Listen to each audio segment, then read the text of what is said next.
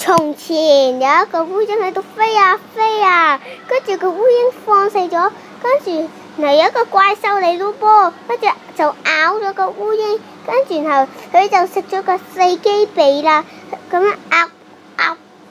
跟住然後佢就冇嘢食，佢就飛走咗咯，跟住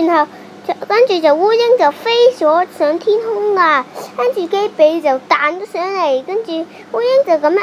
食咗一啖食晒啦，跟住然後有一個怪獸又彈起咗又食嗰個烏蠅啦，跟住然後佢就嗰個雞髀天空跌咗落嚟，咁樣噗一聲跌咗個草地啦，烏蠅就食啊，跟住佢有一個怪獸嚟噃，咁樣咬完啦，跟住然後